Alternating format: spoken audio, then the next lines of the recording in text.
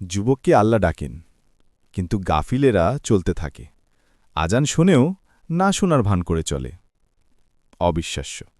আল্লাহ ডাকেন আর মানুষ আসে না। যৌবন কে দিল? দিতে দেরি হয়, পাপ করতে দেরি হয় না। ঠিক বললাম তো? আল্লাহকে ভুলতে দেরি হয় না।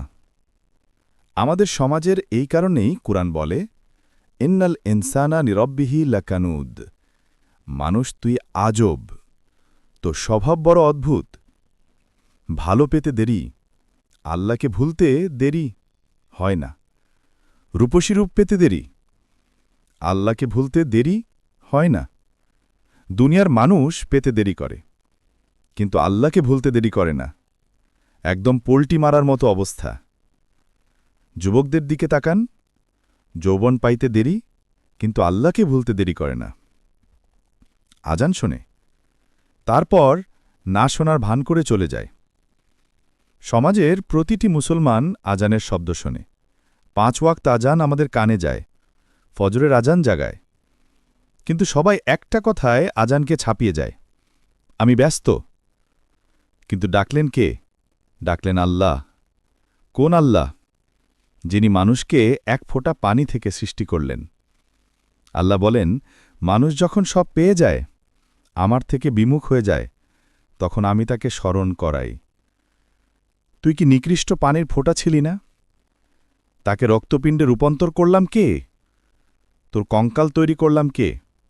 এত সুন্দর মাংসের আবরণ চড়ালাম কে? তোকে দেখে আজ যুবতী উড়না গলায় পেঁচায়? এতে কোনো সন্দেহ নাই। এখন শিক্ষার ছড়াছড়ি। 50 বছর আগের তুলনায় আজকের মানুষ শতগুণ হাজার গুণ শিক্ষিত। কিন্তু কি নেই? বুঝ নেই। মানুষ যখন বুঝ পায়, তখন প্রবাদ সত্য হয় যে নদী সে সমুদ্র পাড়ি দিতে ভয় করে না। এটা শত উদাহরণে প্রমাণ করা যায়। ইউরোপে যাওয়ার জন্য মানুষ সমুদ্র পাড়ি দেয়, লিবিয়া থেকে নৌপথে রওনা হয়। এটা যেন লটারি খেলা, কেউ পৌঁছায়, কেউ পৌঁছায় না। আমেরিকা যেতে মানুষ মেক্সিকোর জঙ্গল পাড়ি দেয়, কারণ বুঝ এসেছে, এখন পাড়ি দেওয়া কঠিন মনে হয় না। 2021 সালে আমার সফরের সময় একটা জানাজায় গেলাম। ছেলেটা নোয়াখালীর, মেক্সিকোর জঙ্গল পাড়ি দিয়ে আমেরিকায় পৌঁছেছিল। পুলিশের হাতে ধরা পড়ে জেল হল। বাইরে এসে হোম ডেলিভারির কাজ শুরু করল। একাই ছিল সেখানে। মোটরসাইকেল অ্যাক্সিডেন্টে মারা গেল। জানা যায় তার পরিবার কাঁদছিল, কিন্তু আমাকে কাঁদালো তার স্বপ্নগুলো। 30 লাখ টাকা খরচ করে আমেরিকা এসেছে, এখনও বিয়ে করেনি। পরিবার তার উপর বিশাল স্বপ্ন দেখেছিল। অ্যাক্সিডেন্ট সেই স্বপ্ন মুছে দিল। একজন নয়, এরকম শত শত উদাহরণ আছে। আমেরিকা যেতে অনেক দেশ পাড়ি দিতে হয়। আমি বলছি, বুঝে গেলে যে কোনো পথ সহজ। আমি জানি আমার আগে যারা ওয়াজ করেছেন, তাদের জ্ঞানের সামনে আমি কিছুই না। আমি শহরের বক্তা না, আমি গ্রামের মানুষ। তবু কথা সত্য। আজ শিক্ষার অভাব নেই, অভাব হল বুঝের। ওয়াজ হয়, নসিহত হয়, কিন্তু সমাজে পরিবর্তন আসে না। এই 3 দিনের ওয়াজে এই নিয়ত করুন, আল্লাহ যেন আমাদের বুঝ দান করেন। দিলে গেথে গেলে জীবনের চাকা বদলে যাবে। সত্য এটাই, আমরা 100 বছর পরে থাকব না। 100 বছর আগে যারা ছিল, তারাও নেই। আমরা আল্লাহর ইচ্ছায় এসেছি, আল্লাহর ইচ্ছাই চলে যাব। আল্লাহ আমাদের শ্রেষ্ঠত্বের মুকুট পরিয়ে পাঠিয়েছেন।